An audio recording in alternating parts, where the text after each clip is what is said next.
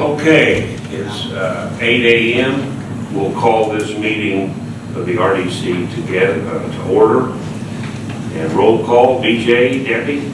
Present. Ken Austin. Here. Paul Buning. Here. Ann McGinnis. Here. Chris Hottie. Here. Hot. Yes, yeah, here. We are all present. So we'll move on for a quorum to the approval of the minutes of the August 17th meeting. Motion to approve. Second. And a second. Any question? All in favor? Aye. Any old business? Kristen? No. Okay. Moving to new business, we have resolution 2021-16 at Jim Black Road. Appropriation for $114,925. Mark? Good morning. This is for phases 2 and 3 of the Jim Black Road project, which will take us up to County Road 100 North or Upper Shelbyville Road. There are parcels that are required for right-of-way from 4 owners. Those are Ivy Tech, Franklin Park Corporation, which is on the west side of Jim Black Road, north of McLean Drive. Hoosier Energy has a small piece at their substation, and then the McAlpins, they're farmers that live at the north end of Jim Black Road, and they have property on both sides. The total is $114,925. We don't expect to spend that much because we're approaching both Ivy Tech and Franklin Park Corporation about donation. There is a project that is being proposed on the Franklin Park Corporation property, so that would typically be required as part of the site development process. And then the Ivy Tech, there is a project that will extend north of the current Sunbeam project over part of the Ivy Tech property, but we will approach them about donating, Ivy Tech about donating the entire amount of right that we need. So I'd be happy to answer any questions. Any questions? We need to have a public meeting, so at this time we'll open up resolution 2021-16 Jim Black Road for any public comment. Seeing that there's no public comment, we'll close this section and would like to have a motion to approve resolution 2021-16 Jim Black Road. So moved. We have a motion. Second. And a second. Any question? All in favor? Aye. Okay. Other business? Krista, the financials and the cash flow. Yeah, so you'll see the updated expenditures for August from the regular TIF control fund. All of those resolutions have been updated below, so you can see what's spent and what remains. Not a lot new to report here. Estimated cash balance at the end of the year is $2,747,000. And that's for the TIF control fund. So the next page is the US 31 TIF district. And I did add to that resolution 2021-14 and 2021-15. That's for the Commerce and Simon Road design right-of-way and construction inspection, and then the bond payment.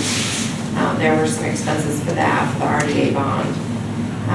The balances for things like the amphitheater, playground, the splash pad, the pickleball courts, the playground resurfacing, and then we have a very generic $100,000 number in there for signage. Those are still estimates at this point. We have started to meet with some sign companies about that. We're making some progress there, so we're trying to nail that down. But With those expenditures, your estimated balance at the end of the year, if those were all finished, would be the $597,551. The next page just gives you a little bit more detail on the bond itself, so you can see individually what's been spent out of there. So the balance at the beginning of the year, expenditures this year has been $4,509,000. We have just under $600,000 invested. Remaining appropriations on the bond are just over $4 million. So that's why we have that negative bond balance, to make sure that all of the bond funds get spent. And then those projects again are listed below here that are listed on the other page to take care of that negative bond balance. So not much new there either, just updating those amounts as invoices are paid each month. I'm happy to answer any questions. Is the amphitheater grand opening still set? I don't think it's been set yet. Now, there never was a set date, but we're looking end of May next year, the first festival, that's what the plan is. So it won't be open for the fall festival? No, that's this Saturday, so it won't. Any other questions? Okay, the cash flow. So you should have a printout of the cash flow in front of you. Again, there's not a lot new here. I just added the resolution that was under consideration today at the bottom. So the Jim Black Road right-of-way phases 2 and 3, that $114,925. So I will move that up to approve projects for your meeting next month. But you can see our cash flow numbers at the bottom, still looking pretty good. And then the similar number for the end of this year, we would be ending with just about 2.7 million at the end of this year. And then you can see the projects for next year. So that third quarter of 2022 is definitely our lightest quarter again, similar to this year and last year, just under $1 million. Any questions on the cash flow? Any comments? Thank you, Krista. Looks like we're in good shape going into the end of the year. Yeah. This time, are there any public comments or announcements? Mayor? I guess the only thing I want to bring to your attention next Monday, Johnson County Redevelopment Commission is having their meeting, and it's going to basically be the hot topic, is the I-65 TIF, and they have identified from Earlywood Drive north is where they want to try to do their economic development area. So it does affect Franklin around the Earlywood Drive interchange that we've been talking about. It's probably going to take at least 10 years to get that done, and I've been saying 10 years for the last 4 years. So it's not close to being done. And I think sometimes when we talk about how we'd like to see something, people think it's going to happen the next day. So the interchange is not going to happen the next day. It's probably 10 years out, but that's something the county wants to do. And quite frankly, we don't have a say in it. It's county, it's in the county, it's not in the city. So we agreed, okay, if that's what you want to do, you want to go do that, and they're interested in us partnering with them on the interchanges someday. I think it would be good for the county, it would be good for the city.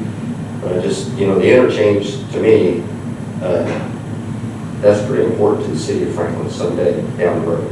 So anyway, just want to make you aware that Monday that's probably going to happen, and don't want you to be caught by surprise. So. And their meeting's at 4:30 in the West Annex, if anybody would like to attend that. So with that being said, what I just said, that little, I know it's a little section right there. They're not going. They don't want to do anything else around Franklin. So I think that's a good thing. The big map that you've seen, and it was kind of surprising to everyone. it's settled down in Franklin, just a one small area. They want to tie it to Whiteland and tie it up to Greenwood and use that interchange there to be their economic development area. I wish them luck and see how it goes. So, anything you want to ask me, you want to say anything here? I mean, wouldn't you think, Mayor, that's kind of a win-win? I mean, I say win. I think it's good for the city and good for the county, especially that interchange, as important as it is, and trying to get a city and a county working together to try to get that done. I think that's a win-win, quite honestly. So they're not duplicating and overlapping out here on the east side. So. It's also important that we haven't invested really any dollars Right. in infrastructure yet in that area, which is very different picture for the our I-65 exit 90 interchange, which we've spent millions and millions of dollars investing in. So I do think that that's an important difference to note, that if Yeah, this is a fresh start, so, and it's going to take some time. Again, what they're planning to do is not going to happen overnight. It's going to take several years to make that happen. So, anything else? Thank you. Thank you. Several others out there. Anybody have a comment or enlighten us a little? Rob, what you got? I got nothing. Telling me. we do have an FDC meeting this Thursday at 8 o'clock. Amanda Ott, who is your appointment to the FDC, is going to do a short presentation on affordable housing. And then we are going to do a site visit of 280 Circle Drive, which is the property that the FDC partnered with the Board of Works on and the county for the tax certificate program. And it's currently being remodeled. Lots of changes have happened there. So you're welcome to join us on the tour of that property if you'd like to. Thursday morning, so we do that one. Does it happen? Is it after the county's? Yeah, as soon as the meeting's over, we'll go out to Circle Drive. So are any comments from the RDC? Paul? And Ken? I'll do it. No. Okay. Our RDC meeting is adjourned.